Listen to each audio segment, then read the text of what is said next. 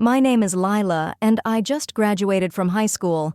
I live, or should I say lived, with my parents, Sarah and David Mitchell, in a modest two-story house in Pennsylvania. There's also my older brother, Jake, though he moved out a few years ago to a nearby city. He's 25 now, 7 years older than me, and has always been the golden child of our family. Growing up, I watched how my parents bent over backwards to give Jake everything he wanted. If he showed the slightest interest in something, they'd jump at the chance to support him. Hockey? They bought him the most expensive gear. Drawing? The finest art supplies. Skateboarding? A custom-made board. It didn't matter that he'd get bored after a few months and move on to the next thing. They were always ready to fund his next adventure. I remember this one Christmas that really stuck with me. Jake's birthday is a week before Christmas, and that year, when he turned 16, my parents bought him this super expensive gaming computer he'd been talking about non-stop. Must have cost them a fortune. Come Christmas morning, all I got was a card saying, "Merry Christmas." They said they'd run out of money. That's pretty much how it always went. Jake's birthdays were these huge celebrations with awesome presents, and I'd get whatever was left over at Christmas, if anything at all. My parents never really bothered with my birthdays. A small cake, maybe a new shirt, or some school supplies, that was about it. No parties, no celebrations, nothing special. That's why I was completely thrown off when they sat me down in our living room last week, just days after my graduation. "Lila," Mom said, smoothing her shirt like she always does when she's trying to appear casual. "We've been thinking, you're turning 18 soon, and it's a big milestone. We want to throw you a proper party." I nearly choked on my coffee. "A party?" I asked. Sure, I must have heard wrong. Dad nodded, looking unusually enthusiastic. "Yes, sweetheart. We'll invite the whole family, make it a real celebration." I sat there staring at them both, trying to figure out what the catch was. My parents aren't the type to suddenly change their ways without a reason. Something was up. I could feel it in my gut. "Why now?" I asked, trying to keep the suspicion out of my voice. "You've never wanted to throw me a party before." "Well, you're graduating high school, going to college soon," Mom said, waving her hand dismissively. "It's different now. You're becoming an adult." I nodded slowly, but something didn't feel right. The way they were acting, the sudden interest in celebrating my birthday, it was all too convenient. But I couldn't put my finger on what exactly was wrong. Over the next few days, I actually started getting excited about the party. Maybe I'd been too quick to judge my parents' intentions, after all. It made sense. I was turning 18, had just graduated with honors, and was heading off to college soon. Perhaps they'd finally realized that I deserved some recognition, too. I kept catching Mom on the phone, talking in hushed tones about party arrangements.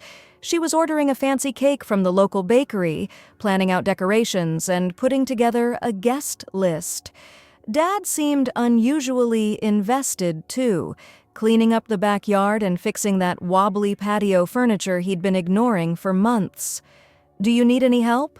I offered one afternoon, finding Mom in the kitchen surrounded by party planning notes. She jumped slightly, quickly shuffling some papers together. No, sweetie, we want this to be a surprise. Just focus on enjoying your special day." I shrugged and grabbed an apple from the fruit bowl. "Okay, if you're sure. By the way, is Jake coming?" "Of course he is," Mom replied, but something in her voice sounded off. "He wouldn't miss his little sister's big day." I wanted to believe her, but Jake hadn't returned any of my texts in the past week. Typical Jake, really.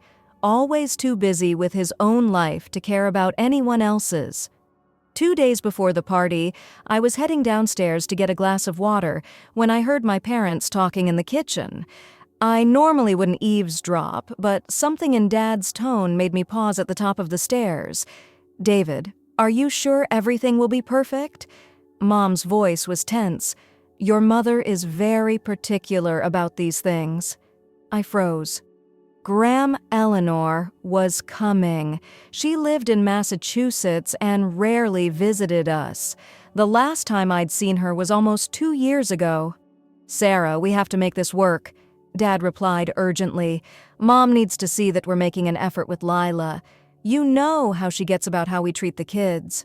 I know. She's always going on about how we favor Jake, and we can't afford to upset her right now. That money she gave us last year is the only thing keeping us afloat. If she decides to stop helping us—" Their voices dropped lower, but I'd heard enough. Everything suddenly made sense. The sudden interest in my birthday, the elaborate party plans, all of it.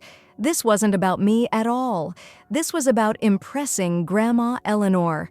I slid down to sit on the top step, my throat tight with disappointment. Grandma Eleanor had always been different from my parents.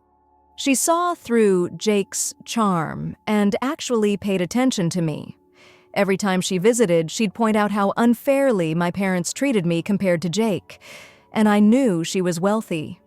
She lived in this beautiful, historic house in Massachusetts and had helped my parents financially several times over the years. The pieces all fell into place. My parents weren't throwing this party to celebrate my achievements or to make up for years of neglect. They were doing it to put on a show for Grandma Eleanor, to convince her they were good parents who treated both their children equally. They were trying to secure their financial lifeline. The morning of my birthday, I woke up to the sound of voices and my mother's overly cheerful tone floating up from outside. I peered through my bedroom window and my heart leaped. There was Grandma Eleanor climbing out of her practical Toyota Camry. I threw on some clothes and rushed downstairs, nearly colliding with Dad in the hallway. The moment she saw me, Grandma Eleanor's face lit up with genuine warmth, something I hadn't seen much of in our house lately. She opened her arms wide, and I practically ran into them. "There's my beautiful girl." She hugged me tight, smelling of fresh-baked cookies and that mild lavender soap she always used. When she pulled back, her eyes were sparkling. "Let me look at you properly. A high school graduate already. What's next for you, sweetheart?" We moved into the living room where Mom had already arranged the furniture to look like something out of a home decor magazine. I sat next to Grandma on the sofa while my parents perched nervously on the edge of their seats. "Well," I started, trying to ignore my mother's intense stare. "I actually got accepted to several colleges. 2 of them offered me spots." "That's wonderful." Grandma squeezed my hand. "Tell me about them." "The state university offered me a full scholarship," I explained, watching my parents nod approvingly. "And then there's Brington College." I hesitated. I knew my parents thought this option was off the table. "It's a really prestigious private school, but the tuition is about $25,000 a year." Grandma Eleanor nodded thoughtfully, a small smile playing at her lips. She didn't say anything, but something in her expression made me wonder if she was already forming plans of her own. The doorbell started ringing as guests arrived. First Aunt Marie and Uncle Bob, then my cousins, followed by some family friends. Mom rushed around playing the perfect hostess while Dad manned the grill in the backyard. But there was one person notably absent, Jake. I tried calling him 3 times, but each time it went straight to voicemail. I asked my mom about him, and she replied he was busy with his auto parts company but would definitely find time to congratulate me later. The party was in full swing by mid-afternoon. The backyard was filled with the chatter of relatives, family friends, and the smell of grilled food. I tried to enjoy myself, but I couldn't shake the weird vibe coming from my parents. They kept hovering around Grandma Eleanor like anxious satellites, making sure her glass was always full and her plate never empty. I was just finishing a piece of birthday cake when Grandma Eleanor suddenly stood up, tapping her fork against her glass. The chatter died down as everyone turned to look at her. "I'd like to say something," she announced, her voice carrying across the yard. "Today, we're celebrating not just Lila's 18th birthday, but also her acceptance into college." She smiled warmly at me. "Lila, honey, I've watched you grow up into an incredible young woman." Unlike some people, she paused meaningfully. You've always worked hard and never taken anything for granted. My parents shifted uncomfortably in their chairs. I could see Mom's fingers nervously shredding a paper napkin. When you told me about your acceptance to Brington College, Grandma continued, I could see how much you wanted to go there, even though you thought it was out of reach. She reached into her purse and pulled out an envelope. That's why I've decided to give you a special gift. She walked over and handed me the envelope. My hands were shaking as I opened it. Inside was a check. When I saw the amount, I thought I was seeing things wrong. I blinked and looked again. $100,000, Grandma announced to the stunned crowd, enough to cover your tuition at Brington College. The silence lasted for about 3 seconds before erupting into chaos. Aunt Marie let out a gasp that could have sucked in half the oxygen in the yard. Uncle Bob started clapping, and soon everyone joined in. My cousins were whooping and cheering. I just sat there staring at the check through tears that wouldn't stop falling. This wasn't just money, it was freedom, opportunity, a chance to go to my dream school without drowning in debt. Grandma, I choked out, standing up to hug her. I can't believe. Thank you so much. From the corner of my eye, I could see my parents. They weren't clapping. Mom's face had gone pale, and Dad looked like he'd been hit with a brick. They were whispering to each other, their heads close together, occasionally shooting glances at the check in my hands. I spent most of the evening talking with Grandma Eleanor. She told me stories about her college days and gave me advice about living on campus. It felt like the first time someone in my family was actually excited about my future. The guests gradually filtered out as evening fell, leaving behind empty plates and half-full cups. Grandma Eleanor decided to spend the night, saying she was too tired to drive home. I helped her set up in our guest room, grateful for a few more hours with her. The next morning, after a quick breakfast, Grandma hugged me tight and headed home, promising to call soon to help me plan for college. I watched her car disappear down the street, still hardly believing what had happened. It wasn't until that evening that Jake finally showed up. He walked in without knocking, looking like he'd been sucking on lemons. His expensive designer clothes were wrinkled and dark circles shadowed his eyes. "Happy birthday, sis," he mumbled, not quite meeting my eyes. No hug, no card, not even a token gift. He headed straight for the kitchen where our parents were, leaving me standing in the hallway. That evening, the atmosphere at the dinner table was so thick you could cut it with a knife. Jake sat across from me, slouched in his chair and playing with his phone. Dad cleared his throat several times before finally speaking. "Lila, honey, we need to have a serious family discussion," he began, setting down his fork. "Your brother's been going through a difficult time. His auto parts business, well, things haven't been going as planned." Jake suddenly looked up from his phone, his face drawn. "The banks are breathing down my neck," he muttered. "I took out some loans to expand the business, but the market crashed and now they want their money back." I couldn't help but scoff. "Really? Because your Instagram shows you vacationing in Hawaii just last month with different girls in every photo. By the way, stay out of my social media. Stay out of my business," Jake snapped, his face reddening. "That's none of your business." "Calm down, both of you," Dad interrupted. "Lila, this is serious. Your brother could lose everything." I pushed my plate away, my appetite gone. What does any of this have to do with me? Mom and Dad exchanged one of their loaded looks, the kind that made it clear they'd rehearsed this conversation. "Well, sweetheart," Mom said, her voice honey-sweet, "family always helps family. That's what we've always taught you, right?" My blood ran cold as I started to understand where this was going. "We think," Dad continued, "that the money Grandma gave you could really help Jake out of this situation." I stared at them in disbelief. "You want me to give Jake my college money?" "It makes perfect sense," Jake chimed in, suddenly animated. "My business is established. It's more important than some college degree you might not even use." "That money is for my education," I protested, my voice rising. Grandma gave it to me specifically for Brington. You got a full ride to state, Mom countered. You can still go to college, but Jake needs this money now. No. The word came out firm and clear. That money is mine. Grandma gave it to me. The change in their faces was instant. Dad exploded out of his chair, his hand clamping around my wrist like a vice. He yanked me away from the table, ignoring my cry of pain. You go to your room right now, he snarled, dragging me toward the stairs. And you'll stay there until you come to your senses. Don't even think about calling your grandmother. If you breathe a word of this to her, you're out of this house forever. Do you understand me? We'll disown you. I lay in bed that night, listening to the sounds of the house settling, my wrist still aching where Dad had grabbed me. Around midnight, I heard my parents and Jake talking in low, angry voices downstairs, but I couldn't make out the words.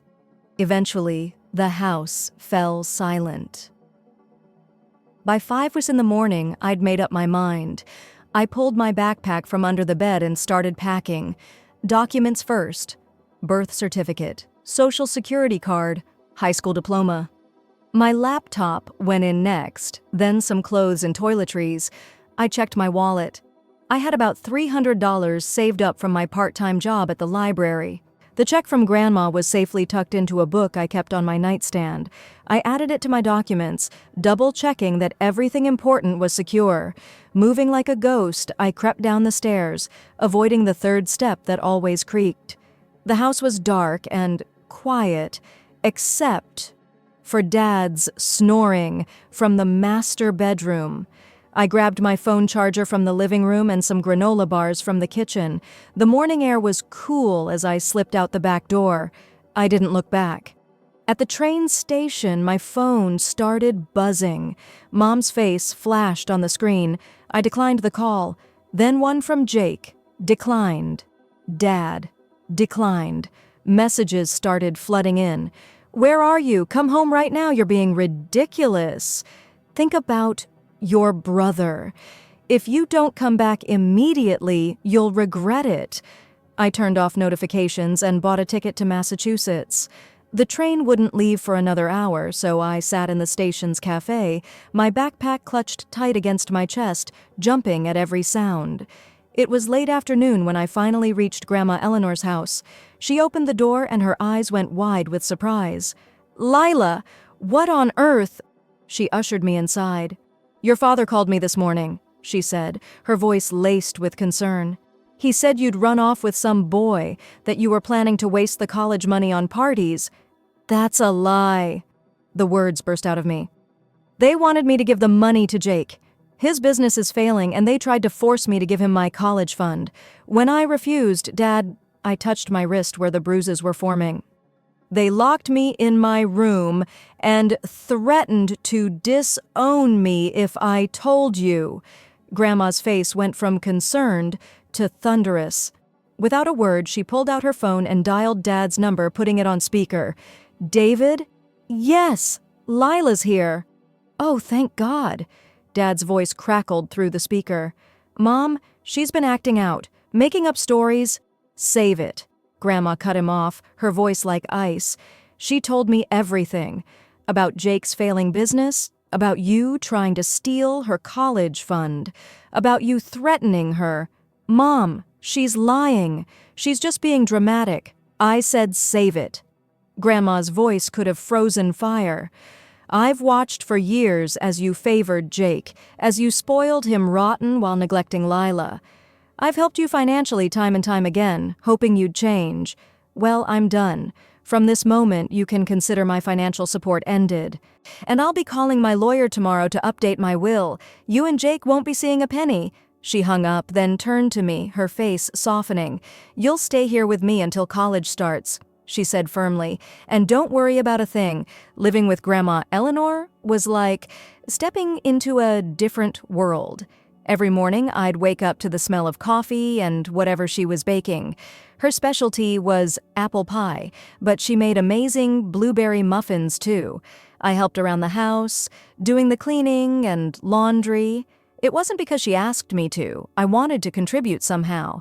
We fell into an easy rhythm together, sharing meals, watching old movies, and talking about everything and nothing. My phone kept buzzing with messages and calls. Mom, Dad, and Jake tried every platform they could think of. Phone calls, texts, Facebook, Instagram, even LinkedIn. Their messages ranged from guilt-tripping to angry to manipulative. I ignored them all. The summer passed quietly. Finally, August arrived and it was time for me to start at Brington. Grandma helped me move into my dorm room, making my bed with fresh sheets and arranging my things just so. My roommate Sarah seemed nice, and for the first time in my life, I felt truly excited about my future. The first month of college was a whirlwind of new experiences. Classes were challenging but fascinating. I was making friends, and I'd even joined the campus newspaper. For once, I wasn't living in Jake's shadow. I was just Lila, finding my own path. Then, one Tuesday, my resident advisor knocked on my door. "Lila, your parents are here. They're waiting at the campus coffee shop." My stomach dropped, but I knew this confrontation was inevitable. I found them sitting at a corner table, both looking somewhat deflated compared to the last time I'd seen them. "Lila." Mom reached for my hand, but I kept them firmly in my lap. "You look good," she said. "What do you want?" I asked, getting straight to the point. Dad shifted uncomfortably. We wanted to apologize. We were wrong to try to take your college money. We were wrong to threaten you. We were wrong about a lot of things." I waited, knowing there was more. There always was with them. "We were hoping," Dad continued, his voice carefully measured, "that maybe you could talk to your grandmother about her will.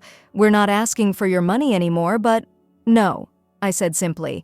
"If you want to fix things with Grandma, you'll have to talk to her yourselves. I'm not getting involved."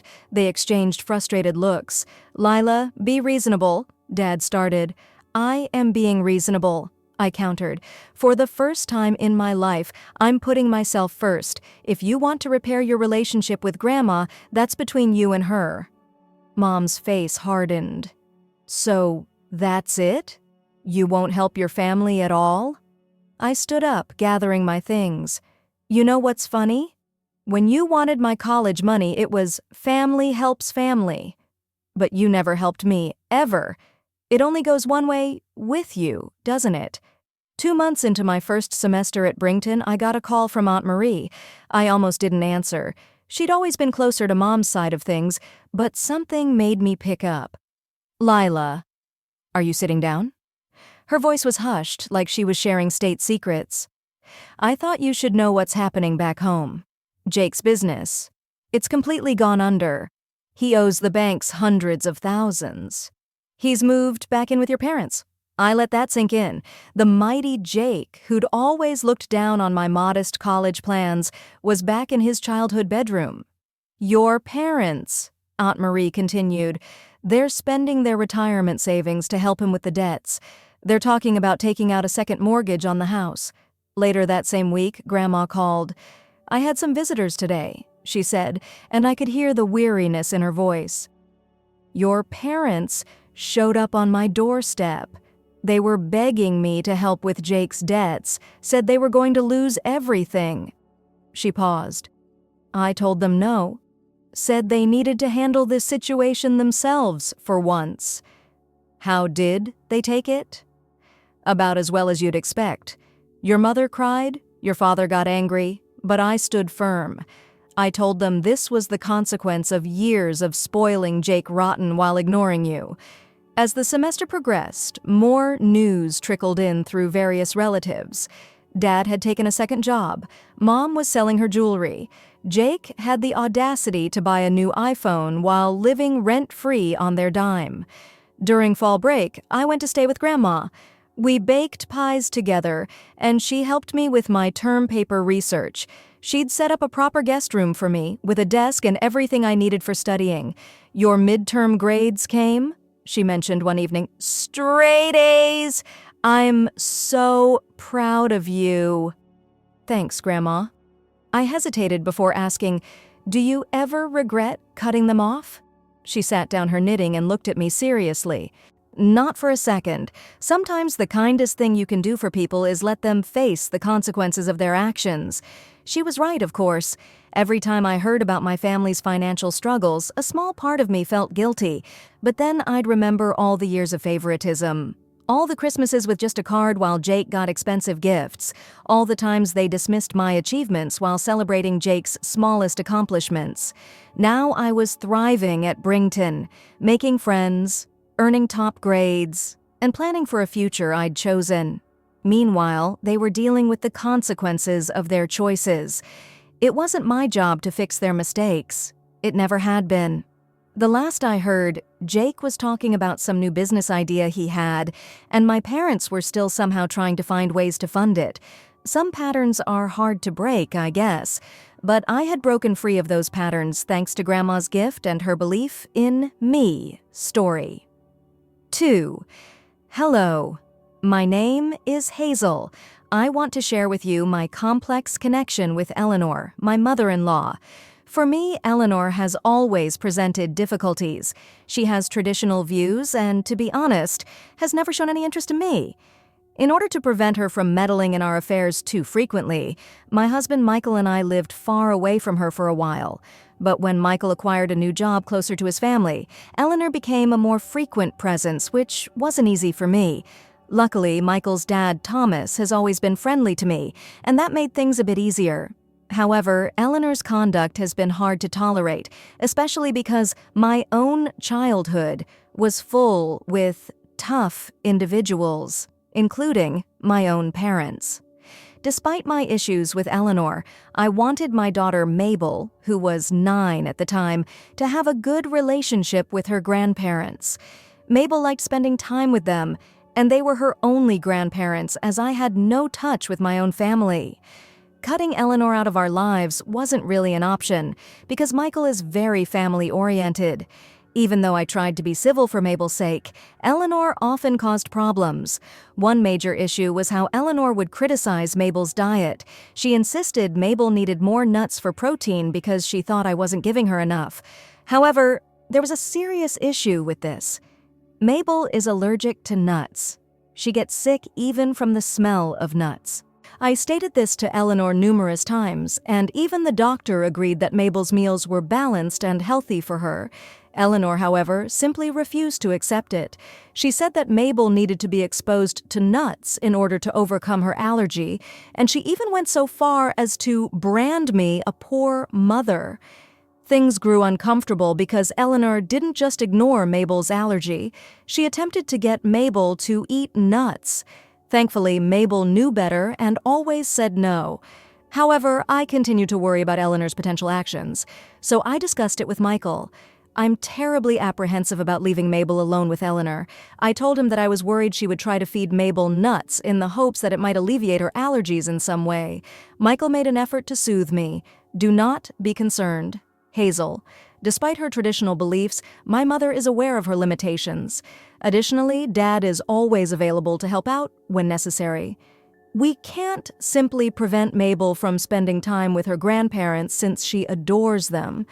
I knew Mabel loved to spend time with her grandparents, and I saw Michael's point. However, I was very alarmed by Eleanor's disregard for Mabel's allergy. Michael, we really need to discuss this. I want to stop worrying whenever Mabel is with them. I insisted. Michael continued to comfort me. It's okay, Hazel. My mother will listen to me when I speak to her. Mabel adores her grandparents, and it wouldn't be right to take it away from her over anything like this. I wanted to trust Michael, and I didn't want to take Mabel away from her grandparents, especially because she had never expressed any reservations about seeing them, but I was unaware of Eleanor's capacity for stubbornness. At Mabel's 10th birthday celebration, things finally got out of hand. Eleanor and Thomas were thrilled to accept our invitation. When they got there, Eleanor said, "Happy birthday, Mabel," and gave her a large present wrapped in colorful paper. "I have something really special for you." After expressing gratitude, Mabel turned to face her grandfather and said, "What's inside, grandfather?" "I don't know," Thomas just responded with a smile. "Even I have no idea what it is, yet your grandmother picked it out." Together, let's find out. Mabel, hurry up. Crack it open. You'll adore it, I'm sure, Eleanor remarked, appearing more thrilled than normal at the time. I had a hunch that Eleanor's unique gift could be more than it first appeared to be. Grandma, I'm very excited to see what you gave me. I'm so excited. Mabel grinned broadly and remarked, After the cake is sliced, we will unwrap all of the presents. I proposed, Mabel. Let's hold off till all of your pals show up. You can begin unwrapping gifts when we finish the dessert. But Eleanor had other ideas. No. My present must be opened by Mabel before the cake is served. She requested that I come early to give her the special gift because of this. Mabel appeared truly delighted by her grandma's large, weighty present. But I was uneasy. I thus made the decision to comply. I wasn't going to say no if this made Mabel happy on her birthday. What I didn't realize was that Eleanor's unique present would transform the whole celebration into a nightmare. At last, it was time to unwrap the gifts. Mabel excitedly opened her grandmother's present. She discovered a large, exquisite cake bearing her name inside. She was ecstatic for a little period before fainting in our presence. As Michael and I hurried to, panic swept through me. Mabel sighed, breathing shallowly and her face going pale. As soon as we noticed that her neck was beginning to swell, Michael quickly got the epinephrine shot while someone else called 911. My pulse was racing, and the only person I could think of was Mabel since I knew precisely who was responsible. I shook with rage and turned to Eleanor.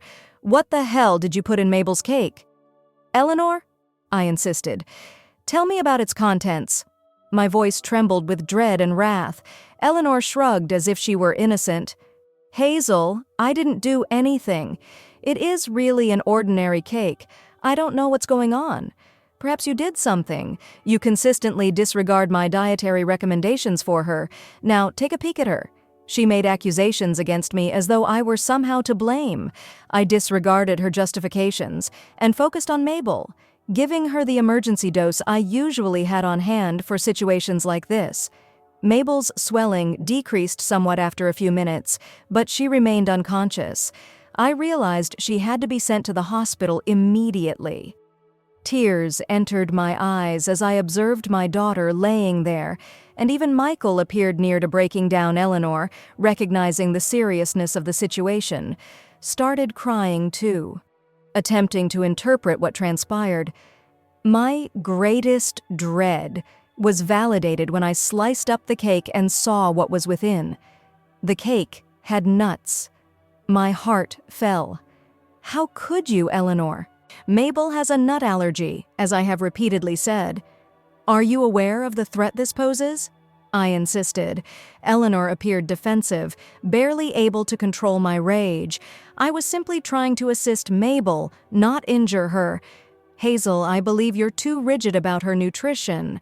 I believed that introducing nuts to her gradually could help her get over her sensitivity. She quarreled. My fury erupted at that moment. Eleanor, are you insane? This may have killed our daughter. Who granted you the authority to decide these matters? I'm her granny. I have the right to take care of her. Eleanor retaliated.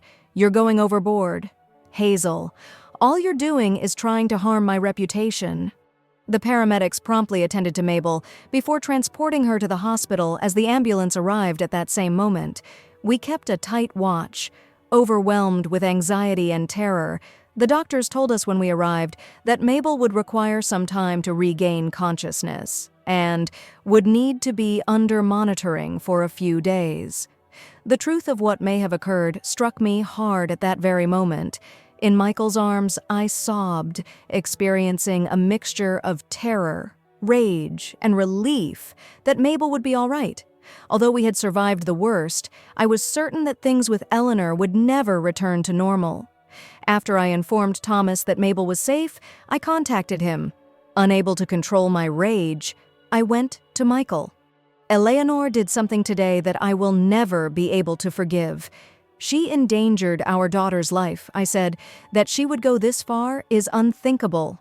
Without taking into account how dangerous it was for Mabel, she was only interested in herself and was attempting to paint me as a bad mother. Michael was visibly shaken as he glanced down. It's unbelievable that she would do such a thing.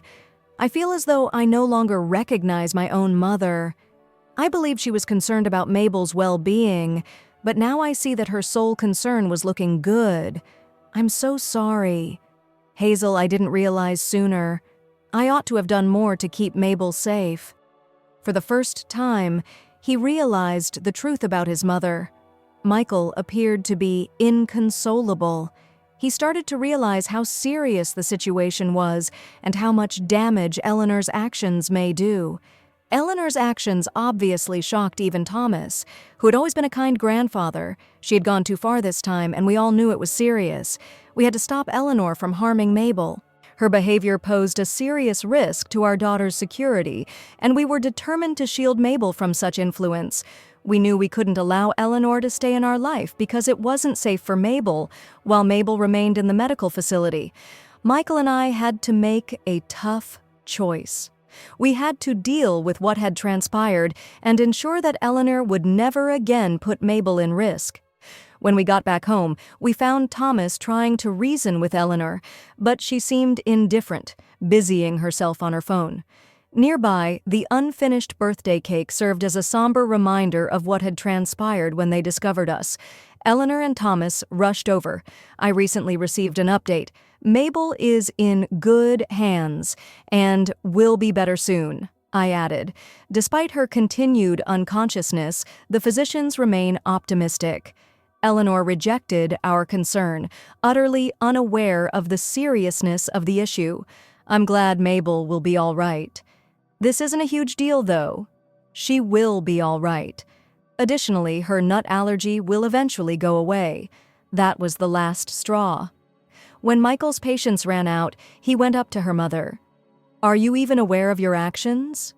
You placed Mabel in the hospital and now act like it's no big thing. Mabel almost lost her life as a result of your disdain and intransigence. Thomas expressed his dismay, just as agitated. As they observed Eleanor's lack of regret, the guests, who had lingered behind to cheer us on, were surprised and displeased. I firmly answered, Eleanor, I had had enough too. We've given you several opportunities to adjust, but even after putting my kid in the hospital, you're exhibiting no remorse. It's this. You're not welcome around Mabel or in our life anymore. This house is off limits to you. Eleanor gave me a fierce look. I cannot be told where to go by you. If I disagreed with Michael about how to raise my granddaughter, he would never interrupt me. But Michael maintained his ground. No, Mom, he stated firmly. You are no longer welcome here. Dad is welcome to come at any moment. Not you, though. The only grandparent who is concerned about Mabel's safety is him. You took her to the hospital and pretended that it was the proper course of action. Someone that irresponsible cannot be near my daughter. Eleanor gasped. Never anticipating Michael to turn against her, she had always relied on him to support her. As the visitors watched in contempt and Thomas felt severely let down, she realized she was acting alone. Michael and I felt we had done the proper thing for Mabel's protection immediately away. Even though it hurt, we had finally decided to defend our family in a last desperate move. Eleanor yelled at us and accused me of inciting the opposition. Hazel, it's all your fault. They hated me because of you. For this, I will never forgive you. You should be asking for my pardon, she shouted, her voice filled with fury. In order to get the judge to allow me to visit Mabel, I'll take you to court for grandparents' rights. You simply wait. I spoke steadily. I said, Eleanor, you're not likely to get grandparents' rights from jail. The fact that you, who put her own granddaughter in risk, would want visitation privileges will undoubtedly catch the judge's attention. Eleanor's expression dimmed. Prison? What are you discussing, Hazel? I didn't make a mistake. I took no action. Anger rising in my voice, I shot back, introducing an allergy to a youngster. She has a serious allergy that puts a kid at danger. It's a grave offense. Michael and I knew, but perhaps you didn't. The cops have already been contacted, and now they're here." Eleanor stared at the door in shock as two policemen walked in. She started to fear and begged frantically. "Please don't. This can't be happening. I can get arrested." However, the cops told her she was under arrest, so her statements were ignored. She held on to Thomas, pleading with him to take action. "Thomas, you must not allow them to harm me in this way. I am your spouse." Thomas gave her a sorrowful glance. "I've been telling you to be gentler and change for years, Eleanor. However, you never paid attention. You endangered our granddaughter today. I won't shield you from the repercussions." Eleanor looked to her son Michael for help, but he refused to back down. "I can't let you near my family anymore, Mom," he said. "This is over. To make sure you don't harm Mabel again, I'll speak with a lawyer tomorrow and begin the procedure." When Eleanor realized she was really alone, she screamed and begged the cops to take her away. The room seemed calm again, but we were aware that the healing process would take a long time. That night, when the visitors had departed, thankful that Mabel was safe, we returned to the hospital. The next morning, Mabel woke up feeling much better but noticeably disturbed. She sobbed while holding on to me. The thought of seeing Eleanor again made me terrified. "Mom, please keep her away from me." She forced me to consume foods that made me ill, to assist Mabel in managing her feelings. In addition to finding her a therapist, Michael and I started going to family therapy to improve our relationship. It was really helpful to have Thomas's assistance during the entire process. As a family, we then started to re-establish our sense of security and trust. Eleanor's life fell apart in an instant. As word got out about what she had done, her family members severed their relationship with her because they were disgusted. Shocked and upset, her pals stopped talking to her, abandoned with no one to seek help from. She was in dire need of assistance, but she was unable to locate anyone who would stand by her side. The next day, Thomas delivered the divorce papers to her while she was still incarcerated, further contributing to her demise. Eleanor was forced to deal with the fallout from her decisions alone, feeling angry and powerless. For us, it was the start of a new chapter that was centered on reconciliation and healing, and Mabel's tenacity was evident. And our family became stronger because of Thomas's steadfast support. In the months that followed, Thomas was able to obtain a speedy divorce, free from the upheaval and terror Eleanor had previously introduced into our lives. We proceeded with our legal case against Eleanor, using the police report and state statutes as strong proof. And although she was supposed to pay Mabel's medical fees, the judge decided against her, and her financial difficulties finally resulted in a lengthy jail sentence. We were also given restraining orders to prevent her from ever being around our family. Our sense of security has been restored, now that we know Eleanor cannot meddle in our affairs. However, we continue to be watchful. She will encounter two extremely protective parents if she ever tries to go beyond the limits we've established. Michael and I are ready to do all in our power to protect Mabel and make sure she is raised in a secure, kind, and encouraging environment. Story 3. Hello, this is Laura. Marigold, my daughter, turned 15 this year, and her mother is 43 years old. Marigold has been putting a lot of effort into her studies lately with the goal of enrolling in a reputable middle school within the next 2 years. After the difficulties I faced around 10 years ago, it has been nice to have a relatively calm life these days. I met Soren, who was in charge of accounting at the same company, when I was working my first job as a tax accountant. I was 29 and he was 31 when we decided to get married. Before we were married, Soren's father had died a few years prior, so he was living with his mother. If we were going to live with his mother, I asked him. Soren assured me no. She wants to live comfortably on her own. I was relieved because I didn't really want to live with my mother-in-law. I appreciated having our own space and privacy, but I was okay with living close by in case she needed assistance. Things seemed to be going smoothly until about a month after our wedding. When my mother-in-law began visiting our home more frequently, she offered to bring over some crab from a relative, and that was the innocent beginning of it all. She said, "I'll bring it over so we can have a crab dinner together tonight." She was so enthusiastic that it was hard to say no.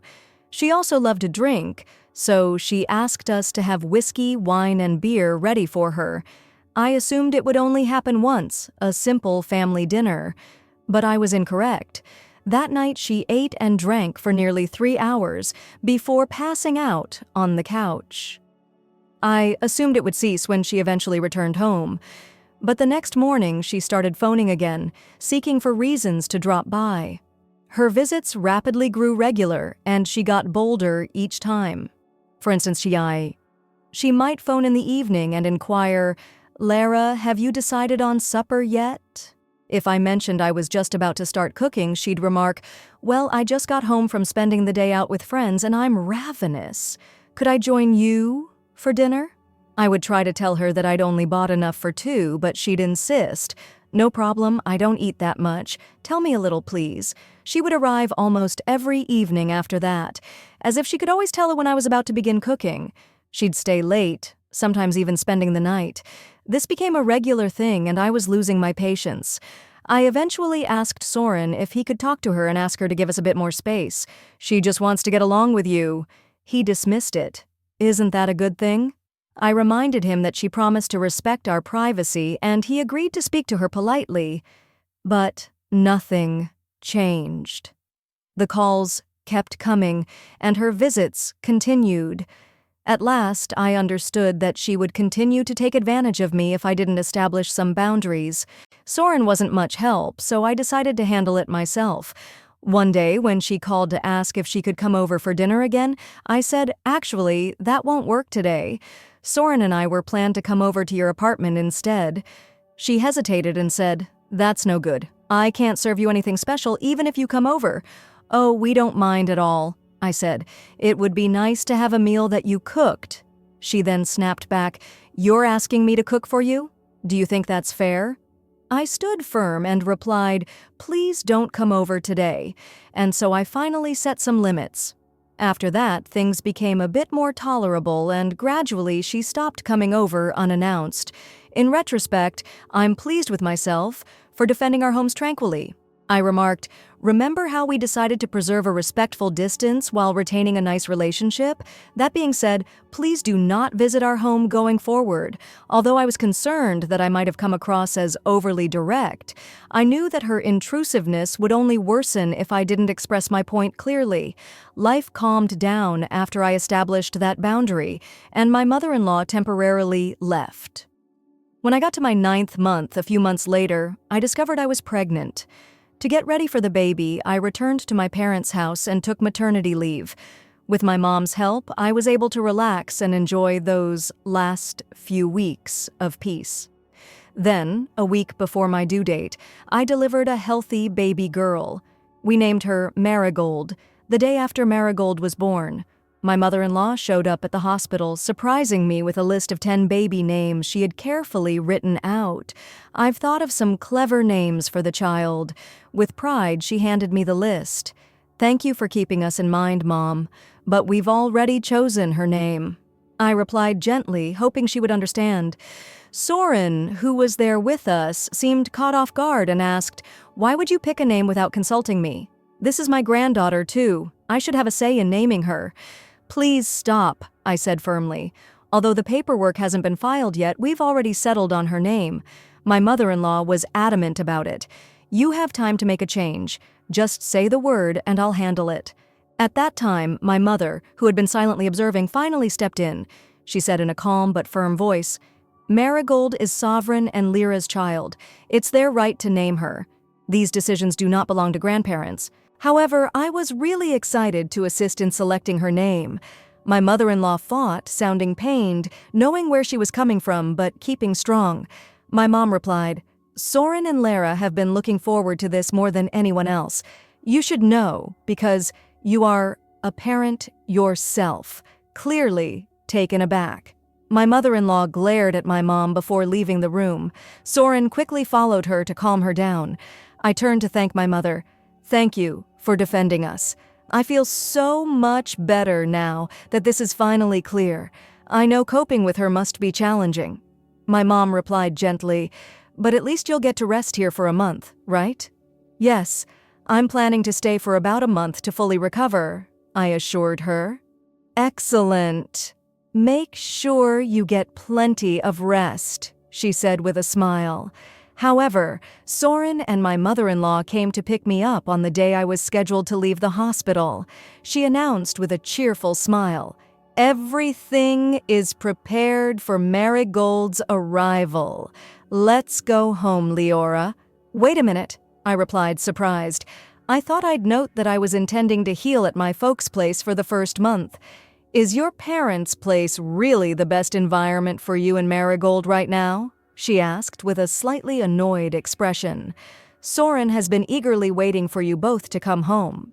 My mother stepped in and said, "Leora is still recovering and I'm here to take good care of her and the baby. I live nearby, so she's in good hands." My mother-in-law wouldn't let it go, but there's no rush. "Now, Leora, hurry up and get ready. I'm not leaving until you're packed." Soren, who had been awkwardly silent, finally spoke up. "I want Leora and Marigold home too, but she's still healing and needs help with the housekeeping." He glanced at his mom, adding, "We'll manage," and Mom said she'd help us out for a while, but my mother-in-law didn't give up. She remarked, "Leora, you've already relied on your mother so much during the pregnancy. Do you not believe that further burdening her is self-centered?" At that point, I felt stuck. My mom had told me not to worry, but I knew that if I insisted on staying with my parents, my mother-in-law might hold a grudge and make things even harder for us later. So to avoid more tension, I decided to go back to my own home instead. However, I quickly realized I might have made the wrong choice. My mother-in-law arrived the following day, as though she had been waiting for her opportunity. "Marigold, Grandma is going to hold you now," she said, reaching for the baby. "Please don't wake her, she just fell asleep," I whispered, trying to keep the peace. "Oh, it's fine," she replied, brushing off my concerns as she cradled Marigold in her arms. That was only the beginning of the challenges to come. "I raised Soren, you know," my mother-in-law said proudly as she lifted Marigold out of her crib. But as soon as she picked her up, Marigold began wailing loudly. My mother-in-law's tears would not stop no matter what she did. She sighed and muttered, "Isn't this youngster a tad high-strung? That's why I asked you not to wake her." I replied gently but firmly. She huffed and said, "I came over to help, and now you're being harsh with me." I quickly took Marigold back, doing my best to calm her. Once she settled down, I said, "If you're here to help, maybe you could do some shopping and prepare meals. I'm really not able to go out yet." She frowned. "Cooking isn't really my thing," she replied. "I'd rather help with childcare." "I can handle Marigold," I told her, "but if you could manage the other duties, it would be a tremendous assistance." "Oh, Lear?" she said with a grin. "Do you plan to monopolize Marigold? I came here to take care of her while you do the housework. If that's the case, could you put her to sleep now?" I inquired. "Do you think Marigold is hungry?" my mother-in-law asked, glancing at her as she fussed once more. "All I did was feed her," I answered. "Then her diaper must be wet. Go forth and update it," she suggested. "I already did," I replied, starting to feel frustrated. She shrugged. "Well, if that's the case, there's nothing more I can do," she said, giving up. "I'll come check on you again tomorrow." And with that, she departed as she went out. I said to myself, "Please don't come back, ever." But that wish didn't come true. From then on, she started visiting nearly every day. Instead of helping, she'd often wake Marigold up from her naps, leaving her fussy and in a bad mood. She would eat whatever meals I managed to prepare, then leave without so much as rinsing a dish. Soren, who I had hoped would support me, would just come home from work, smile at Marigold and say, "She's so cute," without offering any real help. When I asked him to pitch in, he'd do a half-hearted job that left me with more work to clean up afterward, exhausted and sleep-deprived. I had reached my limit. About a month after Marigold was born, Soren actually got up early one morning and said, "I'll watch Marigold so you can get some rest. You must be worn out." "Are you sure?" I asked, grateful but a bit wary. "Will you be okay on your own? My mom's coming over soon, so it'll be fine." He reassured me, hoping for the best. I went back to bed about an hour later, though. I heard Marigold crying. I thought my mother-in-law or Soren would calm her, so I tried to ignore it. But as the cries grew louder, I couldn't stay in bed anymore. I got up and hurried to Marigold's room. There was no sign of Soren. My mother-in-law stood by the crib, looking irritated, while Marigold cried her heart out. "Where?" "Soren." Confused, I asked. "He left," she replied flatly. "He got a call from a friend or something." "And what are you doing?" I demanded. Marigold won't stop crying. She complained. "Did you check her diaper?" "Are you asking me to do that?" She replied, annoyed. "It's been ages since I changed a diaper. Now that you're here, hurry up and take care of it," feeling more frustrated with myself than anyone else. I quickly changed Marigold's diaper, and she started to relax down in my arms just as she dozed off. My mother-in-law said, "Oh, she's in a better mood now. Give her to me and I'll take Marigold." Resigned. I went to the kitchen to clean up the dishes that Soren and his mom had presumably used. But before I could finish, I heard Marigold fussing again. In a desperate attempt to calm her, my mother-in-law said, "It's Grandma Marigold, it's Grandma." But the more she rocked Marigold, the louder the baby cried. I tried to step in to calm Marigold, but then something shocking happened. My mother-in-law, clearly frustrated, looked at Marigold and snapped. "Why are you always crying? Your night weeping is irritating too. Simply stop talking." And then, in a burst of anger, she actually smacked Marigold on the head. I gasped, horrified. "What are you doing?" "Quit!" I screamed. "What are you doing? Quit!" My mother-in-law looked at me defiantly and said, "I'm punishing her because she won't listen." Look, she's quiet now. But as I looked down at Marigold, her little body seemed limp, her arms and legs dangling. She looked like she had lost consciousness. I quickly grabbed Marigold from her arms, panicking. "What the heck are you trying to do?" "Kill her. If anything happens to Marigold, I won't forgive you," I shouted without waiting for her response. I immediately called for an ambulance as the medics arrived, and we rushed Marigold to the hospital. My mother-in-law finally seemed to realize how serious this was. She followed us in silence, but as we arrived, I overheard her talking to the nurse. "She fell out of the crib," she said. "Please help her." I was shocked. "Why are you lying? You hit her." I protested, but I knew this wasn't the time to argue. After what felt like an eternity, the doctor came out with an update. "Your daughter has shaken baby syndrome. She vomited and had a seizure afterward, which confirms it. Will she be okay? Has she regained consciousness?" I inquired, terrified. The doctor nodded reassuringly. "Her brain activity looks normal, and she's in a restful sleep right now. If she continues to improve, you should be able to take her home today. But just to clarify," he added, "you mentioned that she fell out of the crib." "What?" I replied, shocked. "No, my mother-in-law had her." The doctor's expression became serious. "Shaken baby syndrome doesn't occur from simply falling out of a crib. It only happens when a baby's head is violently shaken or struck hard." My mother-in-law, suddenly defensive, tried to protest. I did no such thing. She must have misunderstood. The doctor cut her off, his voice firm. "Shaken baby syndrome is not something to take lightly. You are very fortunate that this case was mild. In severe instances, it can lead to brain bleeding, vision impairment, and even death. Hitting or shaking a baby for any reason is unacceptable." She fell silent, realizing she couldn't talk her way out of this. But before I could say more, I was led to a small room where I waited for what felt like hours. Eventually, 2 police officers arrived. They explained that this was considered an assault. I told them I didn't do anything. "My mother-in-law is the one who hit my daughter. We'll need to hear the full story at the station," one officer said. "Would you come with us?" I agreed, trying to be cool. I asked the nurses to keep an eye on Marigold and then went with the police at the station. I explained everything that happened in detail from the moment my mother-in-law had started interfering with Marigold's care to the terrifying incident that morning. "All right," the officer said finally. "You can go home for now. We'll need to interview your daughter's grandmother, so please let her know we'll be contacting her."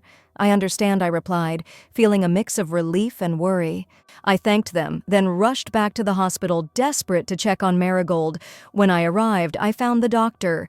"Please pardon me. Where's my daughter?" asked, glancing around uneasily. The doctor scowled and stated, "Your daughter was already taken home by her grandma." What? I felt my heart drop. "You're joking, right?" I hurried home, realizing along the way that I hadn't even told Soren. I called him trying to explain, but he interrupted, his voice full of anger. "What did you do?" "I heard you hit Marigold." "How could you? What sort of mother does that?" "Just wait until I explain, Soren." With a quivering voice, I spoke. "Save it," he responded coldly. "I'm coming home." Panic mounting, I paused at the doorway and saw Soren waiting, his face severe and almost accusing. "You've got some nerve coming back here." Looking so unperturbed, he snapped. "How can you confront Marigold?" "Wait," I said, trying to keep my voice calm. "There's been a misunderstanding. I didn't do anything." "Enough lies," he shot back, brushing off what I had said. "My mum filled me in on everything." "Didn't the police take you into custody? That's due of your mother's falsehoods. She's twisting the whole situation to blame me." Desperate for him to comprehend, I replied, but Soren's expression remained hardened. Then I heard my mother-in-law's voice, icy and unflinching, coming from within the home. "There's no place for you here anymore." Determined to tell the truth, I balled my fists. "You might not believe anything I say right now, but the truth will come to light soon enough. Can I remain here till then?" I asked, clutching onto a shred of hope. Soren hesitated, a little surprised. "What are you saying? Later, the cops will arrive." "While they're here, let's make sure everything is clear," I said. My mother-in-law quickly interrupted, saying, "I think I'd better go home for today," and moved toward the door. Desperate to prevent her escape, I blocked her way. Just then the doorbell rang and the cops came with everyone sat around the table. One of the cops spoke. "We've heard the story from Marigold's mother, but it doesn't match what the grandmother told us. We'd like to hear her version of today's events once more." My mother-in-law rushed into a wobbly recounting, stating that I had smacked Marigold on the head, causing her fall. But as she continued, her tale got increasingly twisted and nonsensical. She stammered, unable to answer the officer's questions, and finally broke down in tears. The officer's severe tone broke the quiet to verify that the grandma, not the mother, was the one who had hurt Marigold. "Is that correct?" My mother-in-law nodded in despair, no longer able to maintain her lies. With that, the suspicion against me was completely cleared. I gazed at her, my voice firm. "I'll sue you for assault if you attempt to make this worse." She fell to her knees and clung to me, pleading frantically. "Anything but that, please." I firmly brushed off her beseeching hands, and the cops escorted her out. She hung her head in embarrassment. Soren, plainly scared, sought to defend himself. Mom did it. She vowed to assist, but instead, she injured Marigold. He gave me an apologetic look. "The worst thing is that you accuse me without even verifying the facts," I said, my voice frigid. "Did you truly believe I was that bad of a mother?" With obvious guilt, he glanced down. "No, I simply didn't believe my mom would do something like that.